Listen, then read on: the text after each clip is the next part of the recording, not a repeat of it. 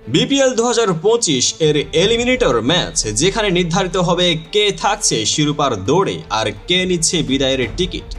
Rangpur Riders নিল ব্যাটিংয়ের সিদ্ধান্ত, কিন্তু তারা কি জানতো এটা হতে যাচ্ছে এক ভয়াবহ দুঃস্বপ্ন।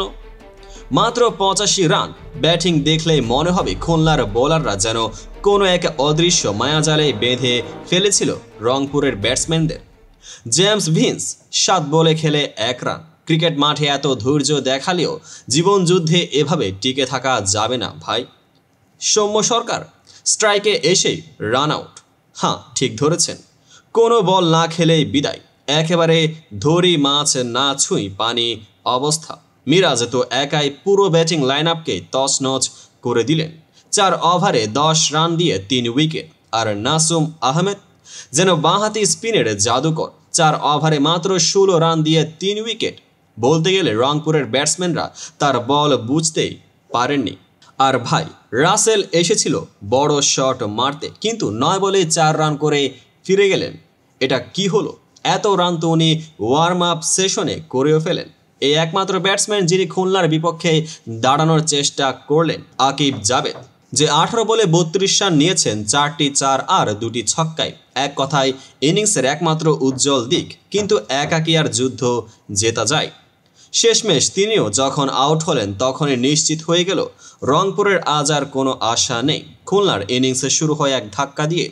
মিরাজ মাত্র 3 বলে 0 রান করে ফিরে গেলেন। ম্যাচ কি এবার জমে উঠবে? না, এরপর যা হলো তা ছিল এক পেশের শো।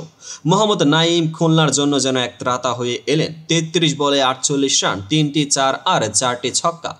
একেবারে বিধ্বংসী ব্যাটিং। আর তার সঙ্গে অ্যালেক্স রসও কম যান না। 29 রান। খুলনা মাত্র 10.2 ওভারে 9 উইকেটে হাতে রেখেই ম্যাচ শেষ করে দিল। বলতে গেলে রংপুরকে মাঠে নামানোই বৃথা ছিল। রংপুর রাইডার্সের এমন পরাজয়ের পেছনের কারণ কি? ব্যাটিং পুরোপুরি ভেঙে পড়েছে। শুরুতে রান আউট, তারপর টপ অর্ডার, মিডল অর্ডারের সব গুড়িয়ে গেছে। শুধু আকিব জাবেদ ছাড়া কেউই লড়াই করতে পারেননি। অন্যদিকে খুলনা টাইগার্স দেখিয়ে দিল ব্যাটিং বোলিং সব দিক থেকেই তারা কতটা সুসংগঠিত। বিশেষ করে তাদের স্পিন বোলিং একেবারে বিধ্বংসী ছিল। মিরাজ, নাসুম, নওয়াজ সবাই দুর্দান্ত।